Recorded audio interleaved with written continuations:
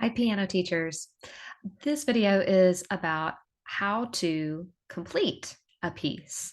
Maybe you've assigned a piece of music and you've worked on it with a student and you want to know how long do you work on it with the student? How many weeks do you keep it?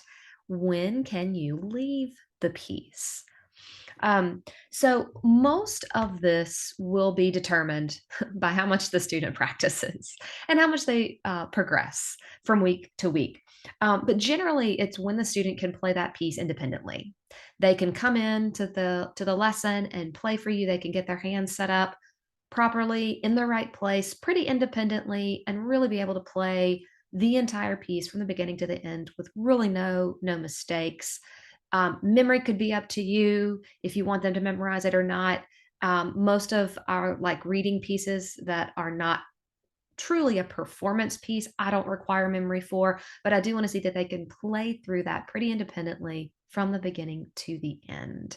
And with things like maybe dynamics or pedal marking, or of course, absolutely the certainty of rhythm and steady pulse, but other musical elements in the piece that we may have added later.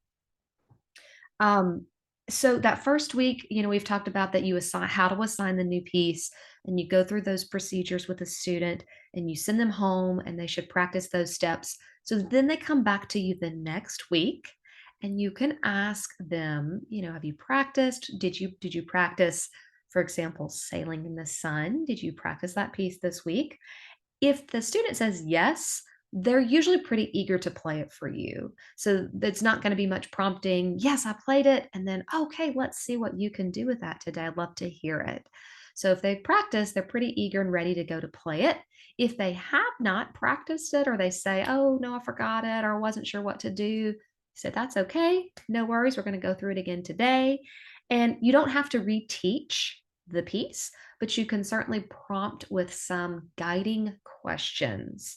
So open up their book, say, let's see if we can find that hand position again by looking at those first notes. So let's look at our music, what we've marked.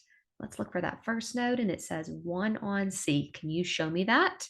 All right, now let's look for the left hand, find where their left hand goes. And then I would encourage them to jump into play. Don't be shy, don't be hesitant. Let's try to play this piece. One, two, ready, go. And then try to have the student play and you point, you can track on the page to help them keep their little eyes following the music. But count ins are really important for young students to set them up to play with a steady pulse. So you can certainly do that in the lesson and sort of review with them. You don't have to reteach, but certainly review in the lesson, try to recall their memory from the previous week, and then go from there. And so then in the following weeks after that, you might can add in more. And again, thinking about only teaching one thing at a time with a clear goal. So maybe you say, this week, let's add in the dynamics, forte and piano. And again, practice that with them in the lesson. They have to do it in the lesson with you in order to do it at home. Maybe you focus on a tricky rhythm. Some students they don't hold their half notes properly. Maybe it's a switch too much from the right hand to the left hand, and they're just not feeling that at the right time. Maybe it's adding in a staccato, maybe in a tricky place that they're just not playing short enough. So have a clear goal, and those are the next layers that you can add in the next weeks of their practicing. Be sure to write it down. So then you can pass off the piece when the student, I said too, when the student can perform a duet with you. If there's a duet part in the book and you want to play it with them, you try to perform that in the lesson. And then you say, okay, great job on this piece. You've played it well. We did our duet today. Put a little sticker there on their page or a little stamp.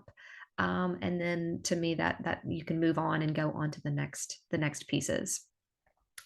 One other thing I do as my students get older, and sometimes they don't have duets, I use the app Flipgrid, and I do a little recording of them.